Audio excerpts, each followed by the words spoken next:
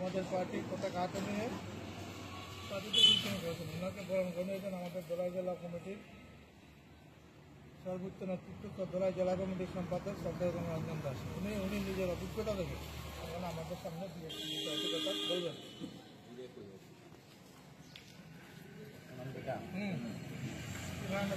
আমি চিত্রামথা থেকে আইসি খেলাকিয়া চিত্রামথা আমি একটা গ্রুপ বিদাল আছিল পঞ্চায়েতে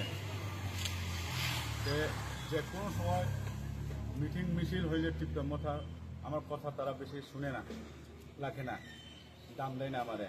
এটা দেখিয়া আমি বহুত আগের থেকে অনেকেই চিত্রামথার নেতারে আমি জানাইছি, তারা দেখিয়ে দিব কইতে তারা আজ পর্যন্ত দেখে না। এরপরে আমি তারা লোকে মিলিয়া হয়তো না কইয়া আমি আজকে বামফ্রন্ট সরকার আইয়া এই সিপিএম যোগদান করছি। এরপরে আমার কোনো পরের লাশটা ঠিক নাই, জ্বর খাওয়া কুয়া ঠিক নাই, আমার জমিনে নারাক মুজেন তারা লেগা কাজ দেয় না, এসব পুরা।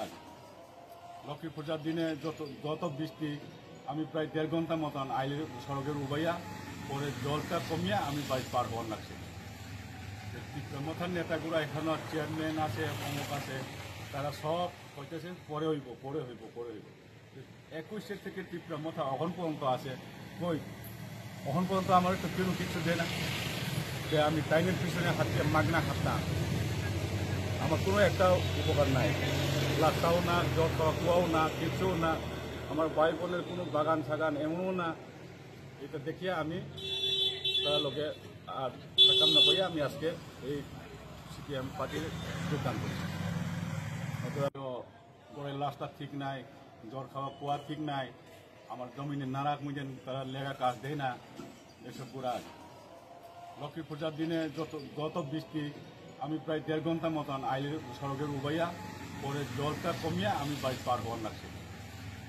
চিত্রামথার নেতাগুলো এখানে চেয়ারম্যান আছে, অমুক আছে, তারা সব কইতেছে পরে হইব 21 থেকে চিত্রামথা অহন পর্যন্ত আছে। কই অহন পর্যন্ত আমার তো কেউ কিছু দেয় না, যে আমি টাইমের পিছনে হাতে মাগনা খাতাম, আমার কোনো একটা উপকার নাই, লাখটাও না, জল খাওয়া কুয়াও না, কিছুও না, আমার ভাই বোনের কোনো বাগান সাগান এমনও না। এটা দেখিয়া আমি তারা লোকে আর থাকাম না কইয়া আমি আজকে এই সিপিএম পার্টির যোগদান করছি।